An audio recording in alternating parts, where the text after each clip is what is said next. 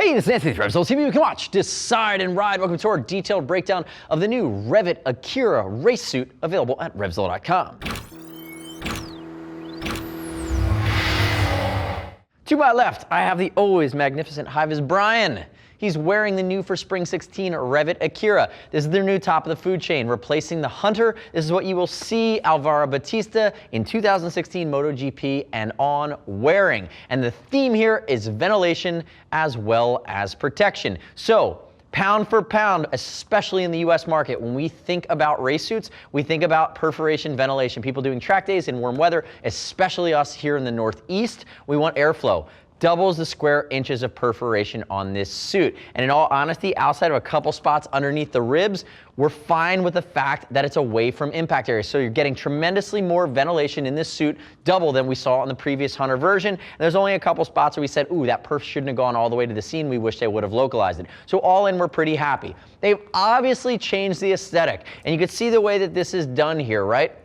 So you can see the chest has a different panel option. They have these TPRs to guard against a little bit of chest protection or impact protection there. But one of the other things they did is they changed up the leather. They're still using their Monaco cowhide, which is race grade cowhide, 1.2 to 1.4, and again, giving you the ability to have all of that in your impact areas. One of the cool things they did, so when you go from shoulder into chest, they're now using Agustini cowhide, which is the same race grade, a little bit more subtle, has a little bit more supple, has a different finish to it. It's going to be a little bit nicer, just a little more flexible, working with you. A nice balance to the Monaco. So again, adding in the comfort. And the last big change that they made, and there's some other changes that are more nuanced, is if we look down at the knee, you're now getting that dual compound honeycomb slider at the knee. So you get that on the lateral side, on both sides, above the included dual compound puck, and again, that's shock absorption as well as sliding.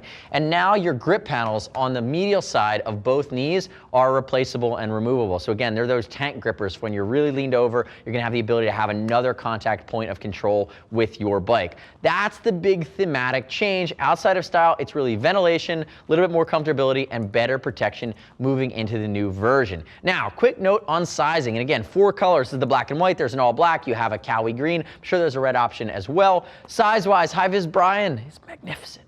6 foot, 195, 42-inch chest, wearing a size 52. And again, it is race fit because it is a race suit. This is the top end of the food chain, around $1,300 from REV'IT. So what you're not going to get is that relaxed or sport fit suit for the casual weekend warrior. If you're buying this, it's not meant to be comfort when you're standing up and down. It's meant to be forgettable and keep you safe, comfortable, and in place when you're in the tuck on your bike. Keep that in mind. Another little creature comfort here too. Remember, when we're talking about fitment, the liner is going to be fully removable. Again, that's what you expect from an upgraded suit. And they also changed the way the neck and collar work here with the single piece that goes down. They made it singular pieces of leather, so it eliminates bunching and eliminates additional seams. So again, thinking about fitment, it's going to work better with you. And remember, he's probably struggling because he's standing so straight up and down. This guy's meant to be in the tuck position, not meant to be comfortable. Stand there. You're a good guy. You're a trooper today. High-vis Brian. Keep in mind, use a size chart. We'll ship for free. And click our logo. Subscribe to us at RevZilla TV. Leave me your comments, your questions, your feedback. More importantly, get the new scoop on all the latest gear in the moto world. Now, moving back into the nuance itself. We've talked about race grade cowhide. We've talked about Monaco versus Agustini. We've talked about dual comp sliders. Remember, just like on the Hunter before, the Akira is going to have it in the shoulder. You're also going to have it in the elbow. Again, all these dual compound metallic sliders, aluminum on top of honeycomb, and they both sit atop of your Betac. Betac armor is out of Italy. They do lots and lots of GP armor for many manufacturers. But everybody homes in on Betac armor, shoulder, elbow, as well as knee. That's going to be included under your external hard parts. And again, they've gone C-Soft as well in the hips that are going to be CE level 1. So now on the Akira, using REV'IT C-Soft armor, that's going to be CE level 1, and that's going to come stock. We look at some of the other features here. Notice we talked about perf scheme. We've talked about styling, working your way down. Again, you have these temper foam panels across the chest. Remember, you have your stretch accordion panels, Kevlar back. They're going to flow air and allow for volumetric extension depending on how you are built. If we go down here towards the cuffs here, auto-locking YKKs, and you're going to see we're going to open it up. There's your removable race suit liner. Antibacterial, antimicrobial, again, premium, meant to be pulled out. And again, low-profile cuff meant to go underneath your REV'IT gauntlet with a Jerez or a Jerez Pro at this level. If you look at around the crotch, sorry, high-vis Brian, it's going to have, again, more stretch panels. They're going to be stretch and Kevlar back to flow air, and you work your way down to accordions above the knees. And again, we've talked about the feature set on the knee. Betac armor against your skin, underneath, like catchers from baseball style. And then you're going to have hard parts at the top of the knee, grippers on the inside, and then a removable, replaceable slider that's going to come stock. And that is a dual compound slider. Turn and face away.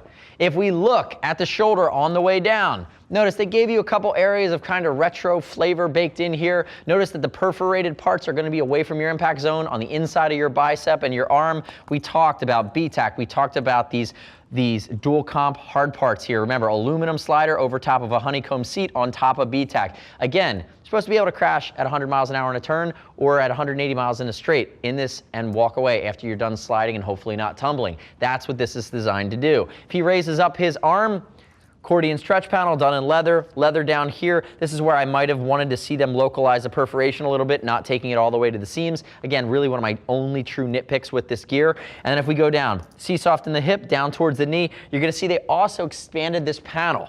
That panel of leather down on the right side of his calf, right where my hand is, used to be a little bit less. It used to be a little thinner. They've now moved it over to the back of the calf because when it was a neoprene or stretch material before, they found that there was still amount of abrasion resistance needed because people are sliding on that spot. And again, you have your entry and exit zips and you have your expansion zips down there as well. So again, one zip gets you in and out of the gear, one zip allows you for additional expansion if you have a bigger, beefier calf. Turn backwards from there, HVB. Now remember, this is set up for like a trionic race back protector, or you can go the Seesmart RV, I believe type 2, that has a pocket on the inside. You're also going to have 3D mesh along the back, which allows that bubble liner to wick sweat away, create a little bit of a microclimate inside, and keep you cooler while ejecting or allowing that sweat to go through the liner, through the suit, be ventilated, and hopefully evaporate out. Now, if we look, one of the changes with the hump this year, they got rid of the hydration pouch. Just weren't enough riders that were really homed in on it and using it. So they simplified, still ventilated, still channeling that air down, still creating that nice, great aerodynamic profile off the helmet, down the hump,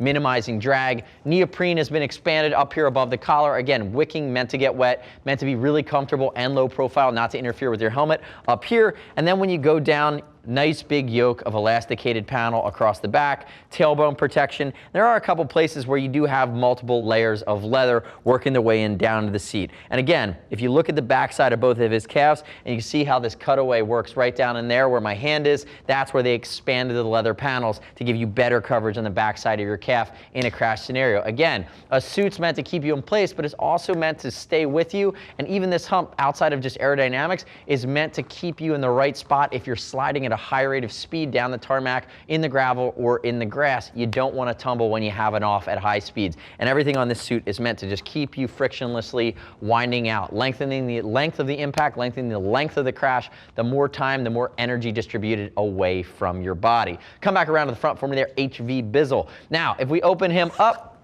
we look at it, notice the placard on the inside here. Oh, you're sweating today, it's warm in here. Ew. And if we look at the collar here, you're going to see neoprene on the inside of the collar as well. And you can see Hives Brian is wearing his own race undersuit. So again, I like the direction they're going with this. Better perforation is going to work better with the US market. Better improved protection scheme is always a better thing in race suits. And when you work with the different types of leather that they've integrated here, you're going to have just a more functional, more comfortable suit as a whole. The next step in your journey, though, is to click the info button on your desktop or mobile device. Visit the product page at RevZilla.com. Your next step is reading other rider reviews of the new REV'IT Akira suit. You shouldn't just take my word for it. Again, we'll ship for free over $39. If you want to talk to a gear geek, see us at RevZilla.com or 877-792-9455. Thanks for watching our detailed breakdown. Remember, subscribe to us at RevZilla TV on our YouTube channel. Stay up to date with the latest reviews of the best of the motorcycle industry. I'm Anthony. We'll see you next time.